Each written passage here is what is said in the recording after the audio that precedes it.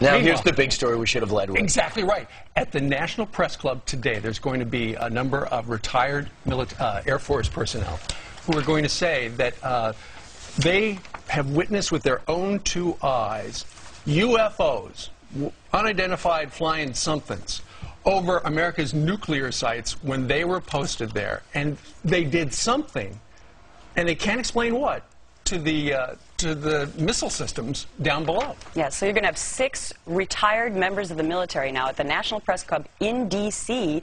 They're going to say these incidents go back to 1967, 1980. Now, they don't have any recent episodes. That could be because these gentlemen have all been retired for some time, so they haven't been in the loop.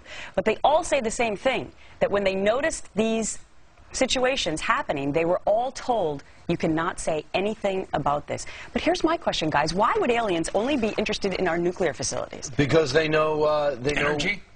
Yeah, they could be energy, or they might be saying, wow, this country over here looks really cool, and they seem to have the weapons, let's check it out. Let's say they were even more sophisticated than us, even more sophisticated than a Henry Kissinger. Sure. And let's say they actually shot beams of light. In 1980, evidently, they were saying they shot beams of light in an air base in England, where the RAF and we have a joint base. And they also saw a disc-like object flying around.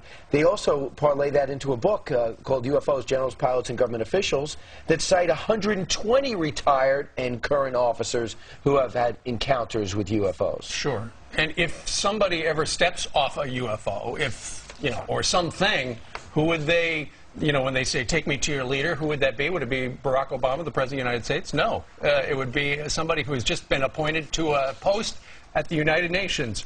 Her name, Masla Othman, will head up the Office for Outer Space Affairs. There she is. She's a physicist. You're serious, right? We're now going to have... Okay. Yeah. They spotted a bunch of galaxies far away, and they believe it's revolving around the sun. Looks a lot like us. So they thought to themselves, sooner or later they're going to come over here. We need someone to... We don't want any confusion about who should represent us, so we've chosen this Malaysian. Take them to her office. Right. Evidently, she knows a lot of languages and focuses on physics. Personally, I think we should get a vote in this. I think we should get somebody with a little bit of an attitude, maybe a Bobby Knight or a Rex Ryan, to kind of scare away other potential life forms. Richard Dreyfuss was great in that movie. He'd be Close excellent. Encounters. Yeah, if he's available. And a very good debater. Sure. Okay. We'll continue to debate that throughout the show. In the meantime, who should...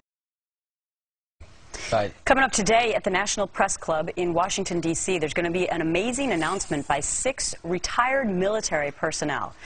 What are they going to talk about? No, not military strategies about war. They say that they are going to confirm that they have seen UFOs throughout their careers, dating all the way back to 1967, and that they believe that these UFO craft, and whomever's inside of them, was tampering with nuclear sites that we have across the United States of America. There are 6 retired military personnel who are going to stand up there and say, we were told never to talk about this, but now we are. And in fact, a couple of them have written some books and stuff like that. And we were reading, in the stuff we've seen so far about the testimony they've given and stories they've told, there's this one guy who said that he was in a bunker at, I think, a Minuteman site, and apparently some 30 to 50 foot wide disc was above one of these nuke missile sites. And, they were given the order, hey, protect, protect. And so suddenly the bells are ringing and stuff like that. And for some reason, the missile started malfunctioning. It never went off, obviously. But they think that for some reason, these discs from wherever have been tampering with our nukes. Dwayne Aronson, Bruce Fenstermacher, Robert Jamerson, Patrick McDonough, Jerry Nelson, Bob Salas. All officers, all are saying the same story about different incidents. Some served at different times. So there's a book out there. There's over 100 officers who claim the same thing. So this intelligence life, if this is indeed the case, and if it is the case, we'll lead with it tomorrow. They have identified us as the place to be, which is good for us. Well, the United Nations knows that they're going to be doing this press conference today because now they're going to appoint a Earth contact ambassador for those aliens. Her name is Masla Othman, and she's going to be known as the leader of the Office for Outer Space Affairs. This is great. Seriously, UNUSA. This woman is now saying, look, we should be prepared for any of these encounters, and so now the United Nations is going to be funding this. I'm, if I, for one, just hope whoever encounters us, friendly, just wants to talk. But Masla is the perfect person for this because she's a scientist. She's from Malaysia. Right. And she's not somebody who's going to put their personality first. Sure. She's going to go into the background and just speak for Earth in general. You're right. And when people, oftentimes aliens, what's the first thing they'll say?